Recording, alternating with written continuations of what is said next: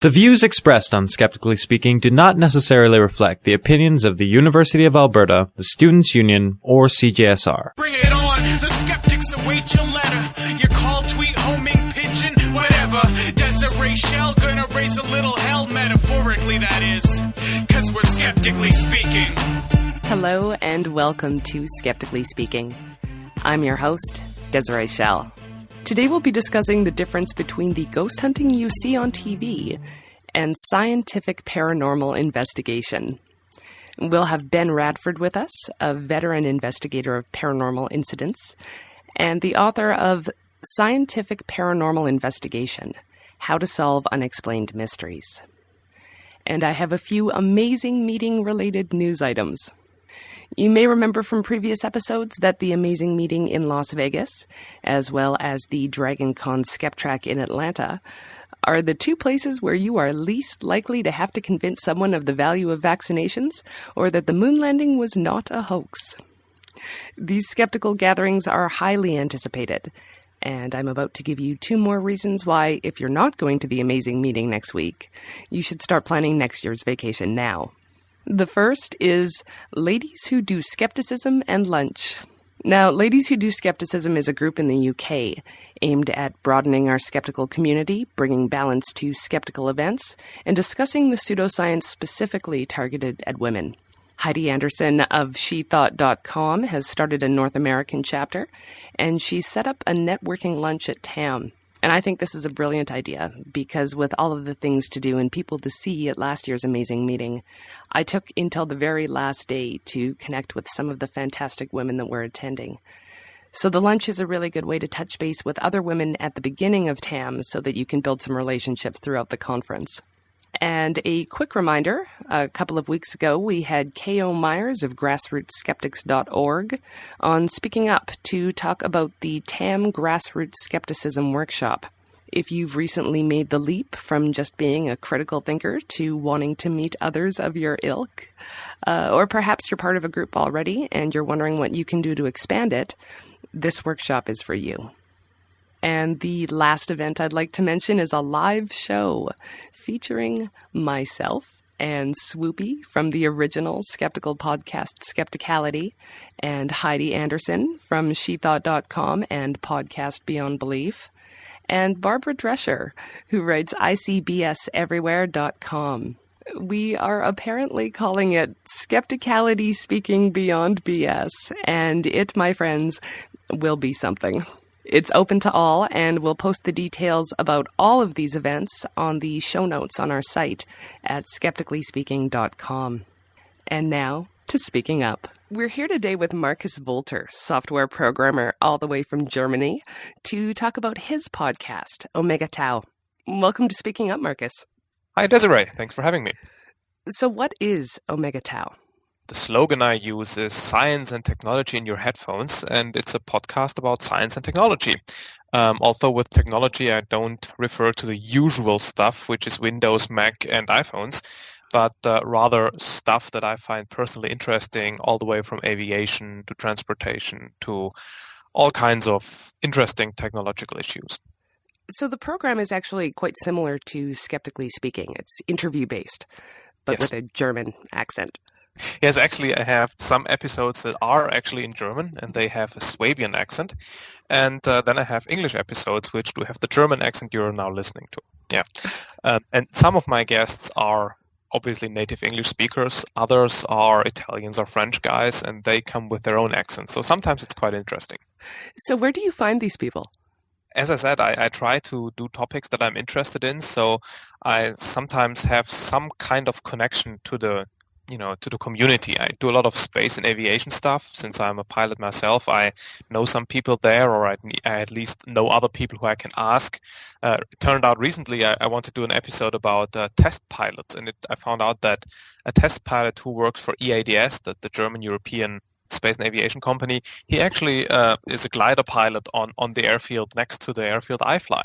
So that's one way. Sometimes I also just send emails to people and ask them. For example, recently the episode I did on deep wreck diving with John Chatterton, I just sent him an email and asked him. And so some people agree, others don't. So that's the way I do it. So you mentioned aviation and, deep sea diving. What else are we looking for here? I'll just give you the headlines of a couple of recent episodes. I've had something on space medicine with Jim Logan from NASA. He's a space doctor there. I had something on cosmology and numerical simulation with large computers. Obviously, I have something about the LHC. I guess every science podcast has to talk about the LHC at some point. I have done something on satellites, aerodynamic lift, on nuclear fusion, space mission control. So a lot of things that, as I said, are somehow aviation related, but energy maybe is another focus. And then, of course, basic science. I especially like episodes where I can get at the same topic from different angles. For example, in the fusion episode, we talked about the fusion process, about the theory, about the physics, and then we looked at the actual machine they have in Garching near Munich, and we basically talk about how do you engineer a fusion reactor. So we've kind of looked at the same topic from two perspectives, the science perspective and the engineering perspective. And you do go into much more technical depth than we do on our program, but in an accessible way. Well, I agree to the first statement. The second is for everybody else to judge. Yes, there are many science and technology podcasts out there, also from, for example, the German Helmholtz-Gesellschaft, which is the kind of some German research organization. They have a podcast, but they all are only like 10, 15 minutes because some people seem to have told them that podcasts can only be 15 minutes. And I'm really annoyed by that. And so I really don't give myself any time limit, and I try to talk with people as long as I think it's useful. The upcoming German episode on train engines, locomotives, is actually 3 hours long, which is probably too long. But, well, that's how it turned out. But that's interesting because you do get into that technical detail. But I listened to the episode on the Millennium simulation, and you spoke about the physical and mathematical approximations that were used. But I actually understood what you were talking about. So what's your background? Now, you mentioned you're a software engineer. Yes, I'm a software engineer. I basically do consulting work all around software architecture and model-driven software engineering, in case some people know what this is. I have studied physical engineering. That's a mix between physics and engineering. So I have a relatively broad background from the studies, everything from thermodynamics over physics and chemistry. But the point is I never really worked in this. I've always worked in software. So I think I have a relatively broad background, but only, a mile wide and an inch deep kind of. But it's probably enough to ask relatively intelligent questions on a relatively wide range on scientific and technological topics. Well, you sort of act as a translator for us lay people. I hope so, but I sometimes get the feedback that I don't do this enough. So, because if the problem is, if I understand something or if I'm driving towards a certain, topic or point or question, then I sometimes forget to basically recap what the guest tells me and reformulate it in ways that maybe more people can understand it. So sometimes I do, sometimes I don't as much as I should. That's interesting because I get the reverse, that we didn't go into enough detail. Mm-hmm. Mm-hmm. So you can't make everybody happy, Markus. No, we shouldn't even try, I guess. So are there any subjects that you sort of start research on and you think, I'm in way over my head, I'm never going to be able to translate this? Certainly. I mean, everything that has to do with medicine or biology is certainly not at all my strong point. For example, I do this podcast together with my girlfriend, and she recently did a German episode on evolution, which is, as it turned out, really nice. I couldn't have done it because obviously I could have read a couple of books so I can ask sensible questions. But since I'm not that interested in the topic, I can't make myself read this stuff and prepare as much as I should. So I guess, as I said, medicine, biology, probably not my strong area, and I probably wouldn't do that much. I would actually like to do something on economy. Why did the stock market crash? What does it mean if the euro goes down? It's a little bit of a stretch regarding our focus, and I have no idea about this, but I would be very interested. So maybe I'm going to do this and try to find a way to ask sensible questions. Now, that has the potential of being quite politically charged, so that wouldn't steer you away from it? It's a very good point. I've had exactly this discussion with my girlfriend on this subject, not on the economy stuff, but rather on on something about the future of how Germany should develop its political and societal system to be fit for the future, Mm-hmm. And she said that, and I wanted to invite somebody who wrote a book on this, a guy called Gunter Dück. He was actually the chief engineer for IBM in Germany. He's a very bright guy. But basically, Nora, my girlfriend, said that I shouldn't do that because this guy, although he might be right, it's just his opinion, and we shouldn't cover opinions. And maybe this economy stuff would be the same kind of problem. Not sure, maybe I'm going to do this. I haven't decided yet. I definitely have the same problem, and I have the same thoughts around those areas. So how did you talk your girlfriend into this, or was she completely on board right away? No, I did talk her into this. The way this worked was that, as I mentioned, I fly gliders in my spare time, and this takes a lot of time. So we were basically fighting about over time, and we were thinking about a thing that we could do together that would be like a common hobby. She says that the only thing I find important during summertime is flying. And everything else I don't care about. That's what she says. And so we were trying to find something that could be interesting for both of us, which we could do together. And I had thought about this idea about the science podcast for a long time, and then I basically told her that this would be something I would be interested in doing, even when the weather is nice. And so she agreed to do this together. And we, for example, went to the construction site of the world's longest train tunnel in Switzerland together as a kind of little holiday. And sometime during the end of June, we are going to go to northern Germany, visiting a German frigate and actually going for a ride with them. That's going to be interesting. Yeah, so it's basically a way of doing something together and still doing something that I'm interested in, because I'm not the guy to go shopping with her. So is this actually something that you would suggest to other people who are maybe having that same problem?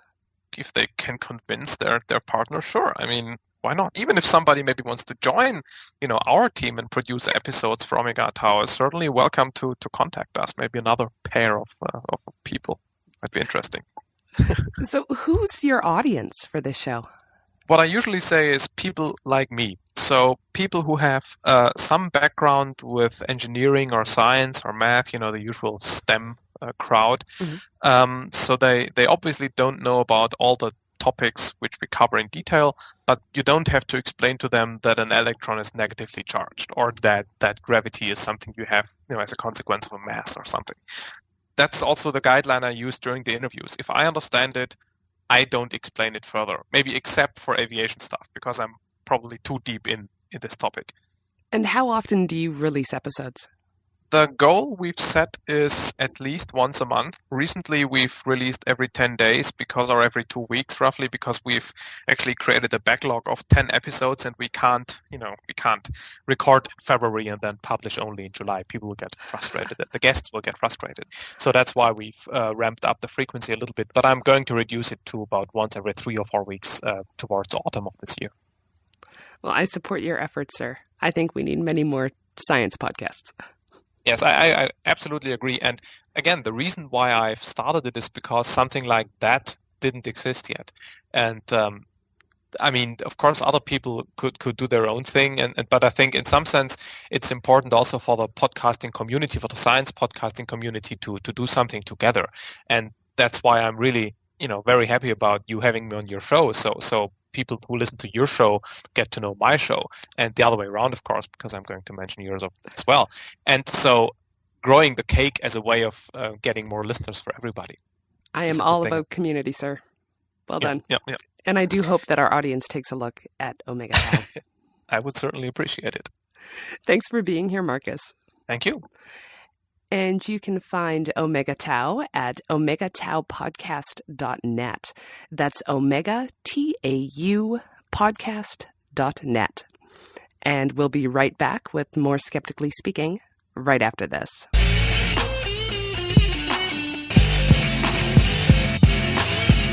Skeptically Speaking wants you to question everything. You can email your questions for next week's episode to live@skepticallyspeaking.com, or if you're on Twitter, we're at Skeptical Radio, or use our handy question submission box on the website at skepticallyspeaking.com. After the show, continue the conversation in the comments section of the website, or check out our Facebook group. You can also subscribe to the podcast on iTunes, and while you're there, why not add a review of the show? Skeptically Speaking is rebroadcast on a number of wonderful radio stations. Check the media page at skepticallyspeaking.com to see if we air near you. And now, back to the show.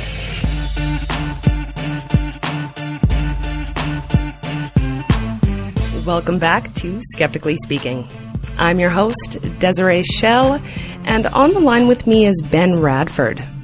Ben is the managing editor of Skeptical Inquirer magazine and a research fellow with the nonprofit educational organization, the Committee for Skeptical Inquiry. He's one of the world's few science-based paranormal investigators, and he's written hundreds of articles and quite a few books on his first-hand research into everything from ghosts and haunted houses to UFO sightings and psychics. His most recent book is Scientific Paranormal Investigation: How to Solve Unexplained Mysteries. Welcome to Skeptically Speaking, Ben. Thanks. Good to be on. So, a science-based paranormal investigator. What does that mean? A little bit of an oxymoron to many people. Basically, I chose that phrase to distinguish it from many of the, well, let's just be honest, less science-based investigators. There's certainly no shortage of people that call themselves ghost hunters or paranormal investigators or something of that nature, but there are very few of them that actually approach from a scientific point of view and use scientific methodologies, skeptical principles, little things like logic, critical thinking, crazy things like that. So how did you go into this direction rather than the less evidence-based one? Well, I had basically, when I was growing up as a kid, I like many kids and probably many adults as well, I had a early interest in the odd and the unusual and the mysterious and this and that. And so I would read books about monsters and UFOs and Bermuda Triangles and people who could supposedly bend cutlery with their minds and things like that. And this was all very fascinating to me as an impressionable teenager and before that. But and I bought a bunch of books, and of course I was a voracious reader, and I would watch the TV shows. That's incredible and this and that. But as I grew up a little bit later, I started to wonder where the other side of the story was. It seemed that most of what I was reading and seeing and hearing, it was interesting, but it was basically stories. They were just someone saying, "Hey, this happened," and maybe it's partly because my father is a journalist, and I'm like, "Really? Who did it happen to, and who else saw it, and what date was it, and what else happened?" So I sort of got into it because I was wanting to get sort of the other side of the story than what was being presented in most of the media I was seeing. So you're science-based, but you're not a scientist per se. No, I'm not a working scientist. I do have a background in science just from working at the organization for 12 years now, and I have a degree in psychology. But I'm not a working scientist, and in some ways that's probably for the best when you're approaching many of these paranormal mysteries. One thing that you often hear, certainly among the more believer crowd, is that I'm wondering, well, why is it that why aren't scientists and Nobel Prize winners spending their time looking for ghosts? And there's a couple reasons for that, but one of them is that there simply isn't really, that there's really no hard evidence to work from. And frankly, I would personally prefer that our best and brightest minds be working on things like cures for cancer and alternative energies than running around looking for ghosts. So people approach you to investigate disturbances? How does that work? Yeah, it just really depends on what exactly the case is. Typically I get involved in cases because, for example, a member of the news media hears about a local story or even a national story and says, "Hey, I understand you do these investigations. Can you come help us out?"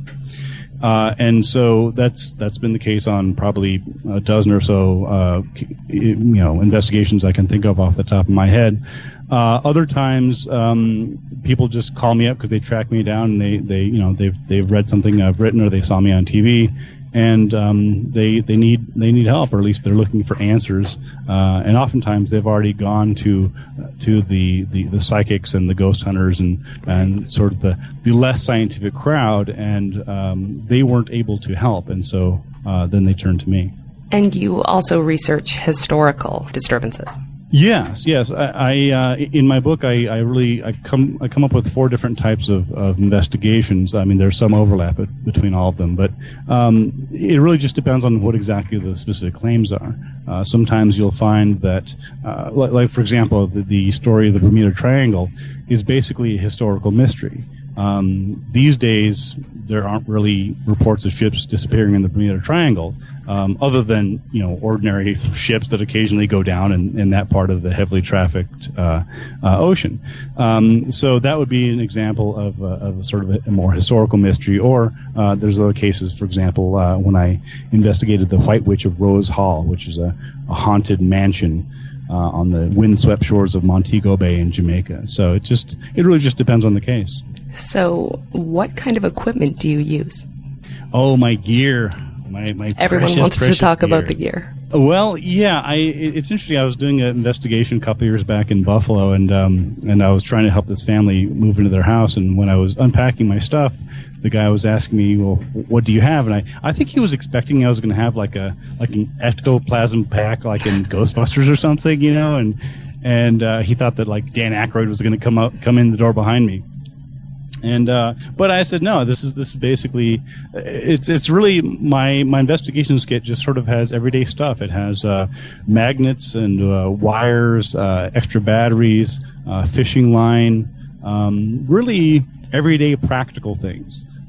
Things that you would use to find maybe less than paranormal causes for some unexplained phenomena. And it's actually interesting because if you contrast that with a lot of the typical equipment that many ghost hunters use, for example, last year I was in Clovis, California, investigating a haunted house for the History Channel.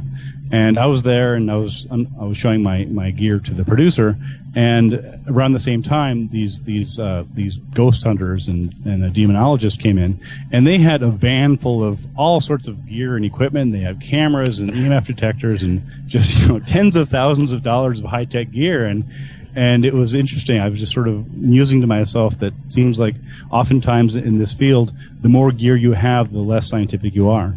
Well, absolutely. Don't most paranormal investigators use an EMF meter? Certainly, the ghost hunters do.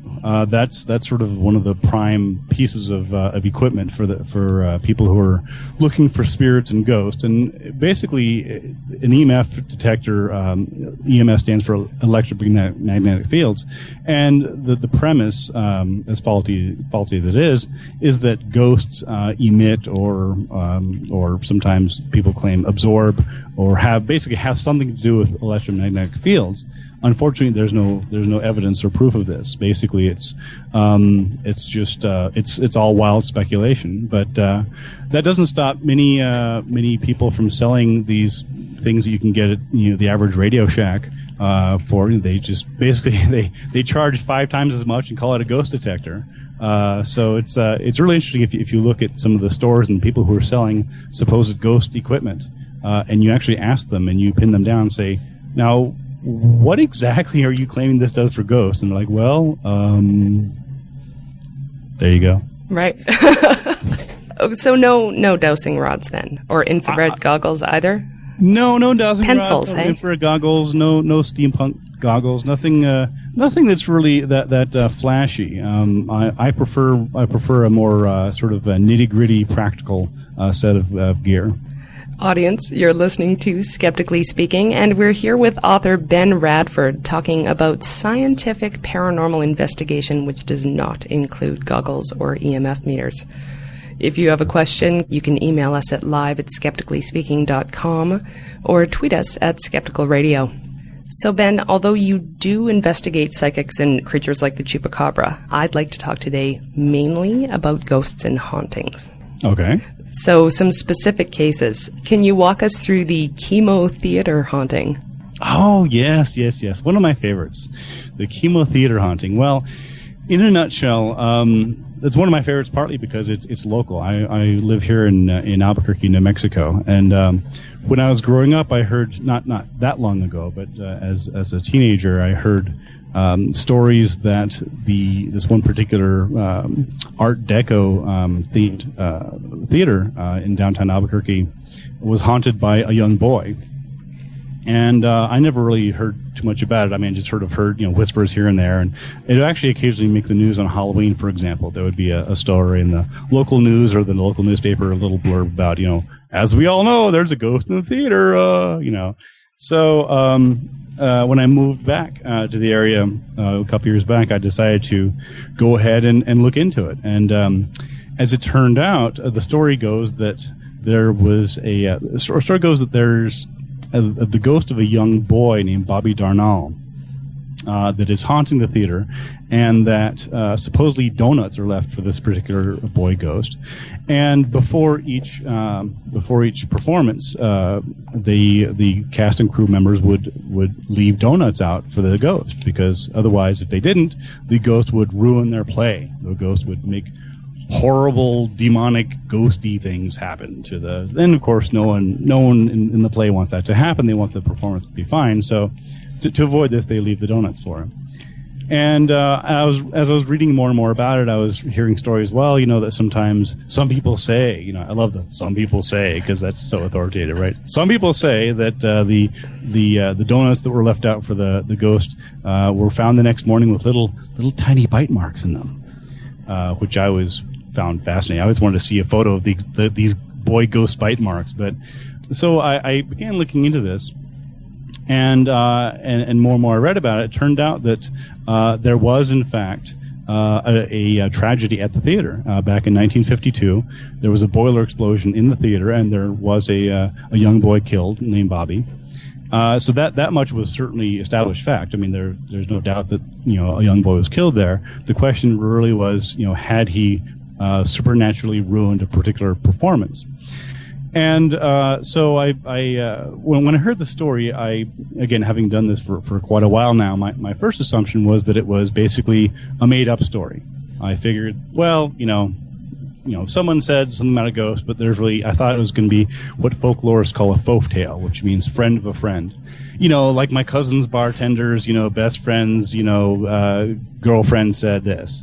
But interestingly enough, when I tracked it down, I actually found a first-person eyewitness who said, yes, it actually happened. There actually was a supernaturally ghost-ruined performance at the theater. So this was interesting. This is an unexpected turn of events. And so at that point, the issue became trying to figure out, well, who else saw this? Because that's, pretty strong evidence. I mean, if there really were hundreds of people in the audience who saw this ruined performance, and the stories were that the actors would trip on stage, lights would explode on the set, things would mysteriously float over the stage, actors would forget their lines. Basically, everything but an explosion would do it. And what was odd was that the more I looked into the case, I couldn't find anyone else who remembered that. And so I interviewed cast members, crew in that particular performance, which I ended up tracking down. And they all said, no, it was a great performance. I don't know what you're talking about. And it was fascinating because as it turned out, this whole ghost story basically came from one person who was actually a technical man. He's still there at the theater to this day, in fact. He's a technical manager there, a man named Dennis Potter. Very nice man. But he insists. He swears. He says, "Look, I was there that night. I know what happened." And so it's fascinating because anyways, obviously, if that never happened, and I basically proved that the ruined performance didn't happen, then the pillar of the ghost story goes away, because that was why people thought that was a ghost there. And what was interesting, though, was that there had been many ghost hunters, amateur ghost hunters, who had gone to the theater, and what they claimed was found evidence for the ghost. So they would go around with their dowsing rods and their EMF detectors and their cameras, and they would write up these elaborate reports of weirdness that they found, none of which was terribly compelling. But obviously they found something that I didn't. But it was I have to say there were a couple red faces around here when I basically pulled the rug underneath in that story. So well, didn't one of them even get the place of death wrong? Yeah, that was one of the most interesting parts. Was that, again, there were a whole. I'm summarizing a lot here. It was a very in-depth case, but the story goes that because this young boy Bobby died at the theater, that he's haunting it to this day. And many of the ghost investigators, they actually took photos around there, and near the place where the boiler exploded, they photographed what's called an orb, which is basically a white glowing. It's basically a camera reflection of a piece of dust or what have you. But they said, look, here's the photograph, and look, there's this weird, unusual, glowing object right where Bobby Darnell was killed. At the top of the stairs, which is interesting because through doing some archival research, I found out that actually Bobby Darnell didn't die at the theater at all.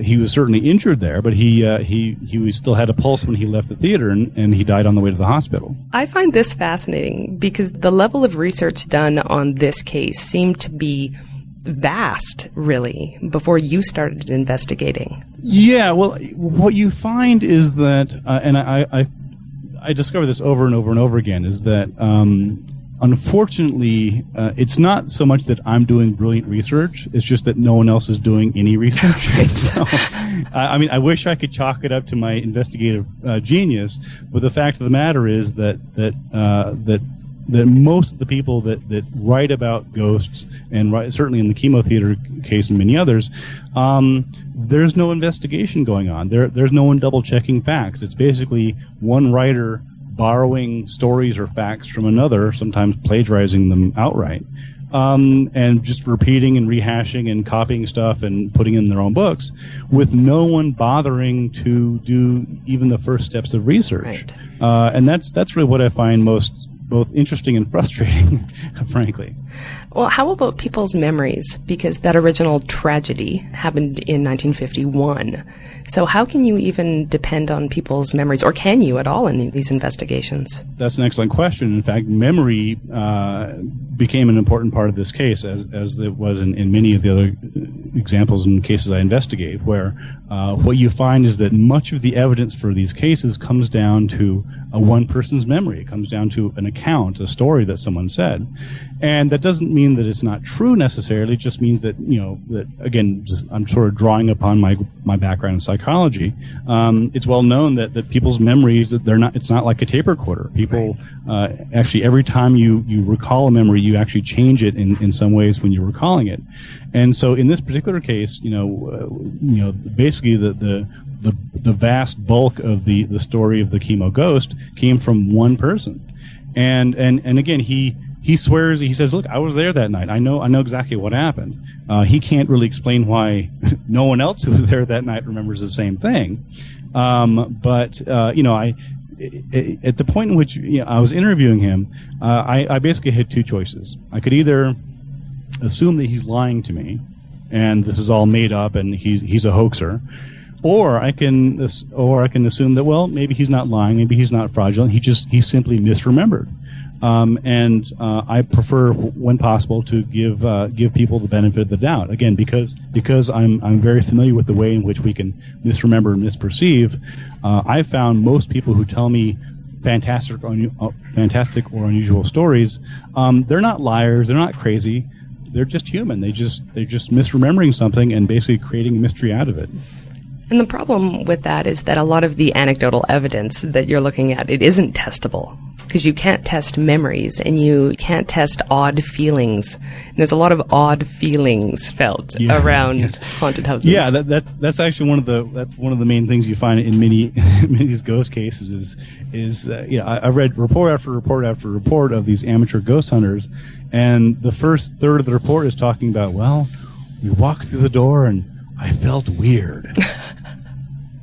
Okay, you look weird. I don't know what that doesn't surprise me. I mean, so that there's there's no way to test for weirdness. Right. Well, that would be really cool if I could, but ultimately these things come down to oftentimes to memories. And in the case of Dennis Potter and his chemo story, you're right. And here's the deal: if there weren't an objective third party, in essence, way of finding out what actually happened, there would be no other information about it.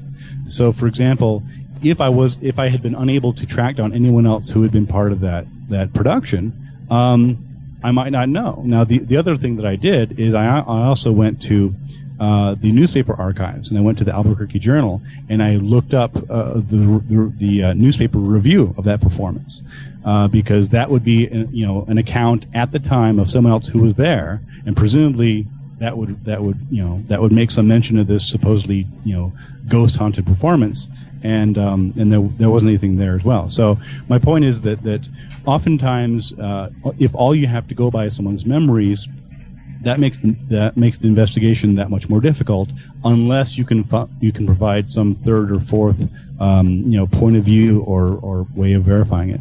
Let's talk about something more recent. How about the Santa Fe courthouse? The Santa Fe courthouse ghost. That's actually I think chapter 9 in my book, and that's probably the one that I'm best known for. I was pleasantly surprised and puzzled that it actually made CNN. And the Associated Press. Most investigations, certainly skeptical ones, don't necessarily make the news. I mean, hey everybody, newsflash! There was no ghost here. It's not something that really leads the news. But in this particular case, the story goes that it was on June 15th, 2007. There was a courthouse in the capital of New Mexico, Santa Fe. There was in a surveillance camera. There was a really bizarre-looking white, ghostly orb thing that was caught on camera, and the deputies saw it, and they said, "What the hell is that?" This is the weird, and you seemed to be moving like independently, like it had intelligence. But it was sort of glowing, and it didn't look like it. It just was this weird, sort of amorphous white blob thing, and what happened was that somebody had posted it to YouTube, and of course, everyone loves a weird thing on YouTube, and so, I think within a couple days it had gotten something like 4 billion hits or something, and everybody and their brother was looking at it and trying to speculate. And of course, one of the first explanations that people jumped to was a ghost. Why wouldn't you? So again, this was sort of making the news, and people were speculating about it, and I'd read something about it in the local news. But I didn't really get involved in that case until I was contacted by a reporter from the Santa Fe, New Mexican newspaper, who again had heard of me. I don't know quite how he tracked me down, but he said, he called me up and he said, "I understand you do, serious scientific investigations into weird things." And I said, "Yeah, you called the right guy." So he said, "Okay, well, I got something weird for you." And so I went up to Santa Fe, which is about an hour north of here. And I did an investigation that took a little under a week, and I did a bunch of experiments and tried to figure out what it could be. And there was all sorts of speculation on the websites and on YouTube and on the newspaper websites and everywhere. Just, some people thought it was a hoax. Some people thought it was a reflection from a passing car. Many people were convinced it was, in fact, a ghost. In fact, one woman wrote in saying that she was psychic, and she wanted to know if anyone wanted to have her come out and try and communicate with the ghost and ask it why it was still hanging out there. Presumably she was going to, chat with it or free it from its earthly ask change. It to move on, whatever else. And so, in a nutshell, anyway, there were about a half dozen hypotheses that I thought it might be. Some of them I ruled out pretty quickly. It was pretty clear it wasn't a reflection from a passing car because the video was taken at 7:30 in the morning, and that's not where the sun is. So it was physically impossible for it to be a reflection.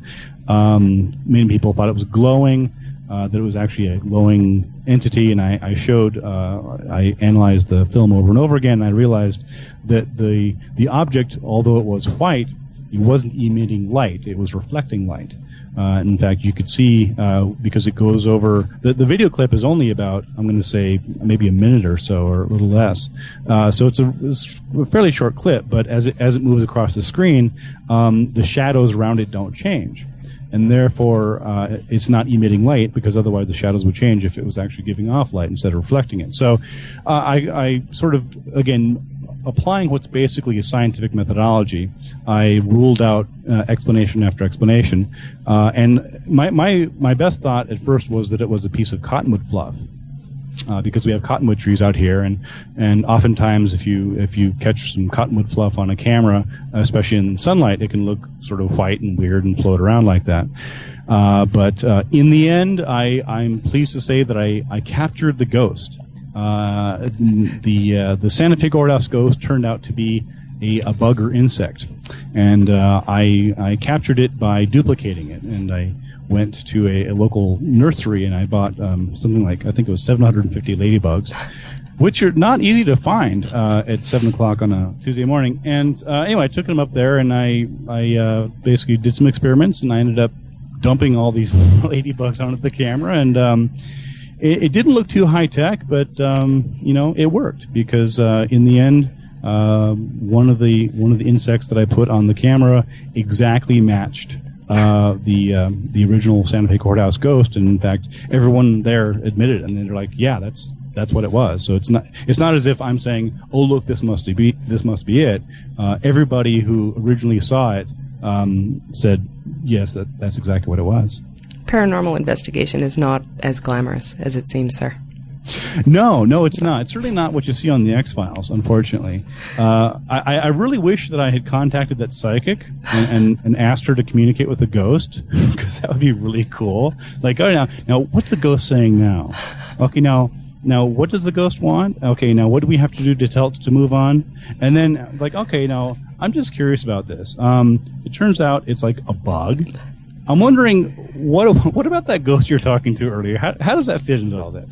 Well, this is the thing. How disappointed are people when you tell them that this is just a natural, ordinary, everyday occurrence and not a ghost or something paranormal? It really depends. In some cases, the people are relieved, and there's one example that I give. A couple years back in Buffalo, New York, there was actually a family, 2 parents and a daughter, who believed their house was haunted, and they were actually by a sort of demonic spirit, and they were actually afraid to stay in their own house, and they were too terrified.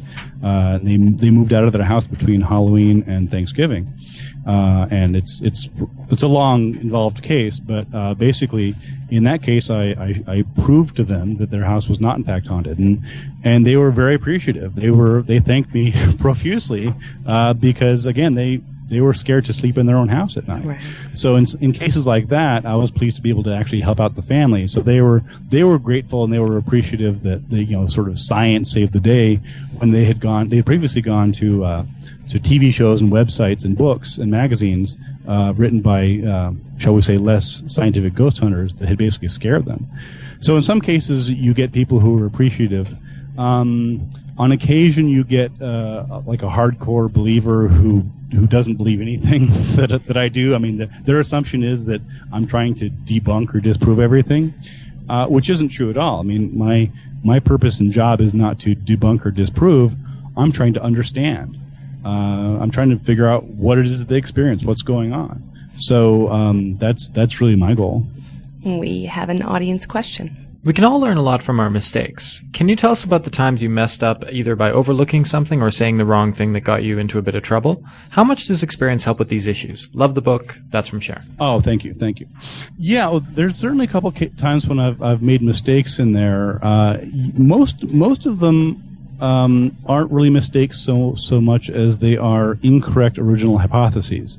That is, for example, in the Santa Fe courthouse ghost, as I mentioned, my first assumption was, well, it wasn't an assumption. My first guess as to what it was a piece of cottonwood fluff. I was wrong about that. I did the experiments, and the experiments showed that, in fact, what I originally thought it was probably wasn't that. So rather than trying to make the facts fit what I found, I said, you know what, that doesn't work. Let me try something else. So that was a case of where I was certainly wrong about one of the theories, but that's how science works. If you're wrong about a theory, you go to the next theory, and ultimately that's how I solved that case. In fact, another, using the same Santa Fe courthouse ghost case, in one mistake I made was that I had failed to get a recording of of my ghost experiment. So, for example, I really wanted to be able to show the public, the bug that duplicated the ghost. And unfortunately, I waited too long to contact the court for permission to get a copy of it. Luckily, I had the forethought to take a really short, rather crappy video clip with my handheld digital camera. So there is a tiny little clip of it. So it's not totally lost. But that was definitely a mistake that I made, and I won't make it again. The next time I do something like that where I'm doing an experiment, I'm going to try and track down and get a copy of it as soon as I can and keep it in my hot little hands. You're listening to Skeptically Speaking, and we're talking about scientific paranormal investigations with Ben Radford. If you have a question, email us at live@skepticallyspeaking.com or tweet us at Skeptical Radio. And I've received one more brief announcement about the amazing meeting. There will be a Canadian meetup happening on Thursday at 4:30 in the Delmar Lounge. I will obviously be there, and I'll add the link to the event on our website at skepticallyspeaking.com. And we'll be right back with more scientific paranormal investigation right after this.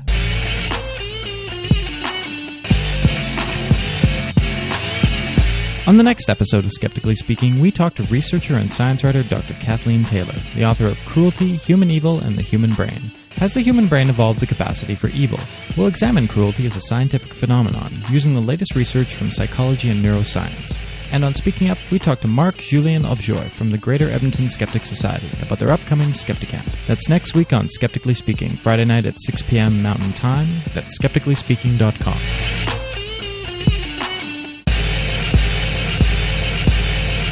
Welcome back to Skeptically Speaking. I'm your host, Desiree Schell, and we're here with Ben Radford.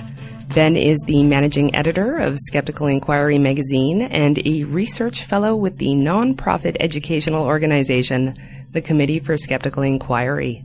He's a veteran paranormal investigator and prolific author, and his most recent book is Scientific Paranormal Investigation: How to Solve Unexplained Mysteries.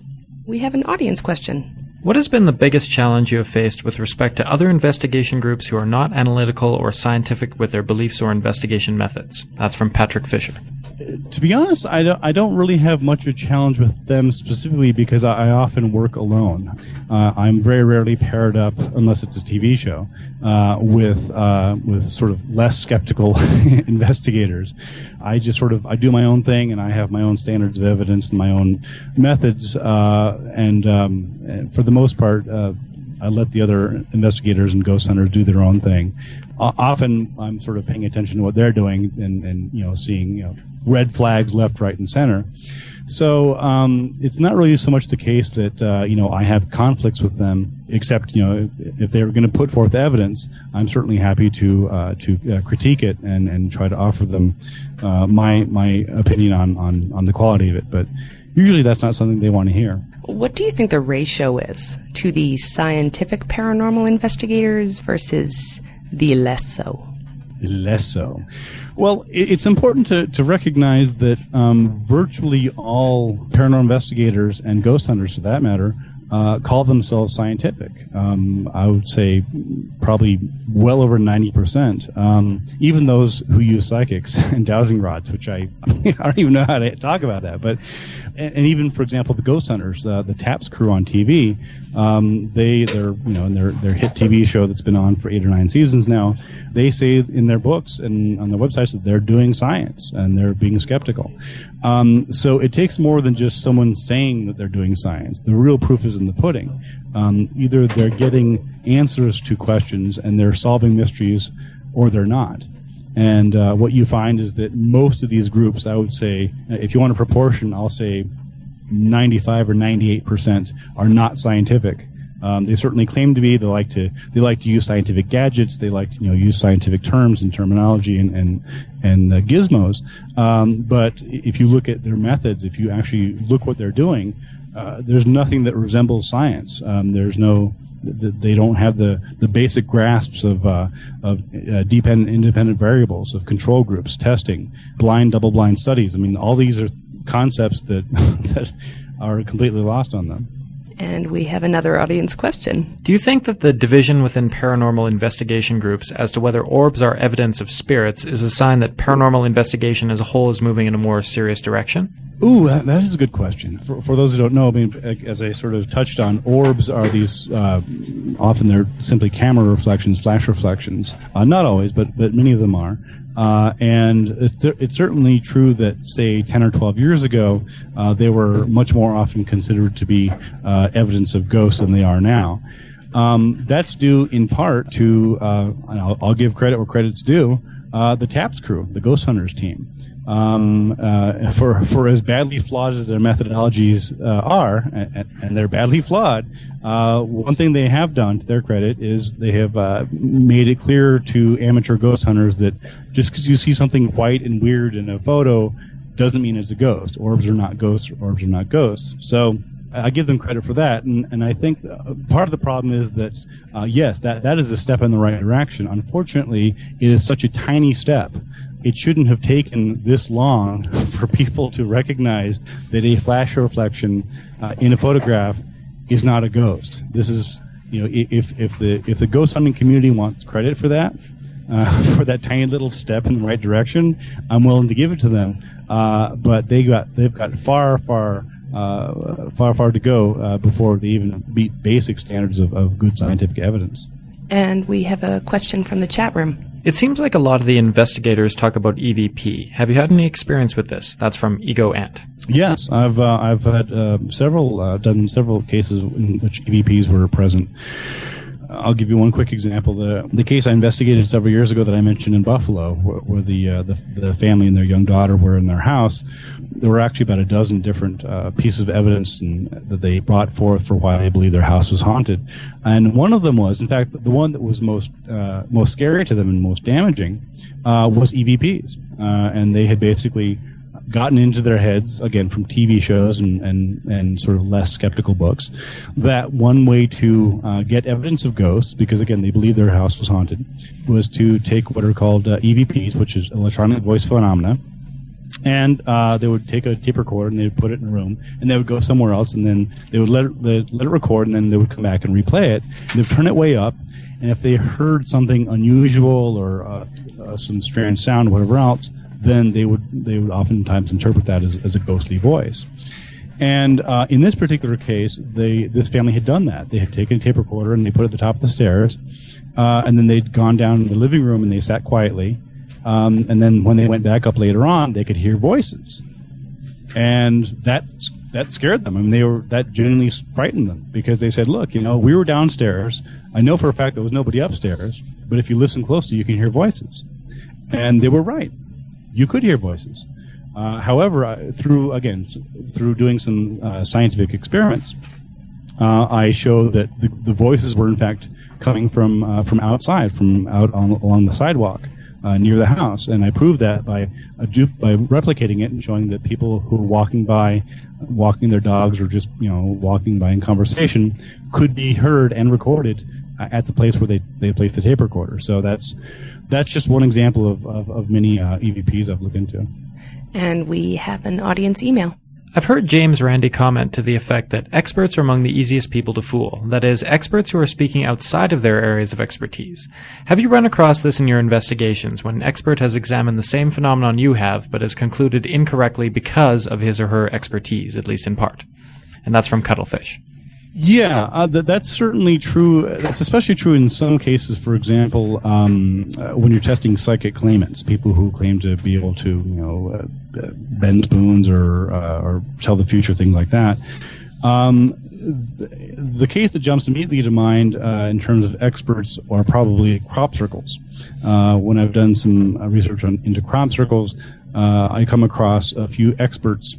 For example, one guy named Levengood, who has done research on crop circles, and he has all sorts of different claims, including that, for example, wheat or stalks that are found in crop circles exhibit what are called exploded nodes, or some unusual chemical or physical changes in the form of the stalks, and other claims, for example, that the soils are different, whatever else. And the problem is that none of this has been replicated. It's just sort of one person's thoughts and opinions on it. This has not been subjected to peer review. Nobody else can find the same things that he's talking about. And in fact, a couple years back, the Italian skeptics group CICAP, C-I-C-A-P, did a excellent debunking, a very thorough debunking of Levengood's research and published it. And so you find that a lot. I mean, other cases are another one that jumps to mind is the late Harvard psychiatrist John Mack, who for many years was one of the leading proponents of the belief that people were abducted by aliens, and they would have repressed memories that would come out. And here's a smart guy. I mean, he actually won a Pulitzer Prize for a biography, as I recall. And he's a Harvard psychiatrist. But the problem is that the area that he was talking about was, in this case, beyond his expertise. Ben, I have to ask, there are so many people with so many TV shows doing ghost hunting. How would your TV show be different? Well, wow, I'd never been asked that before.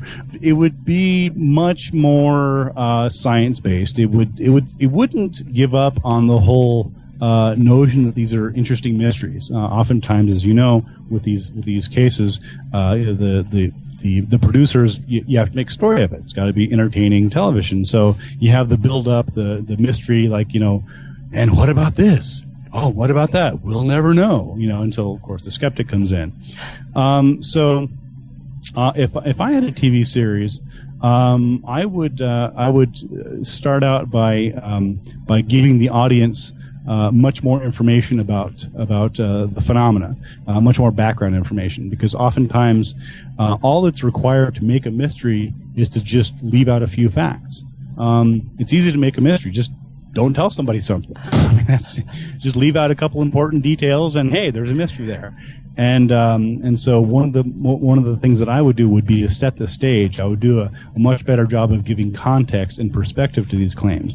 And so, for example, if someone's talking about whether it's Bigfoot, ghosts, crop circles, psychic claims, what have you, is rather than just sort of jump into it with this case, say, all right, well, let's take a few minutes to sort of set the stage. Here's the context in which this comes from. Here are previous examples of this, and this is how they turned out.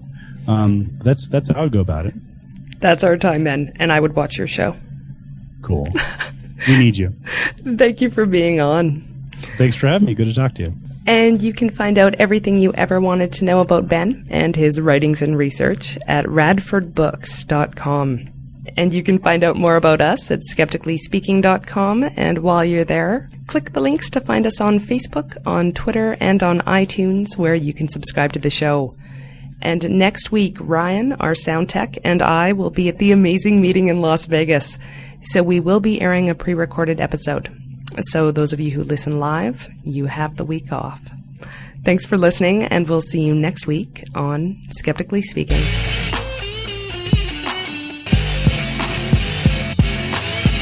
On Skeptically Speaking, we do interviews with experts on everything from vitamins to paranormal research to evolution to nuclear power. But we also do interviews with people like you. Maybe you've done some research into a specific alternative health treatment and you want to share what you've learned. Or you've written a blog post on some questionable story that's been in the news and you think that people should know about it.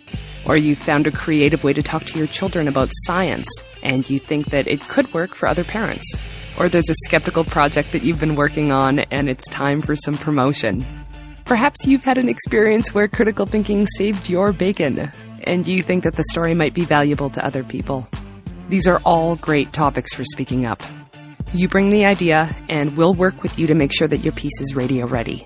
Just send an email to feedback@skepticallyspeaking.com.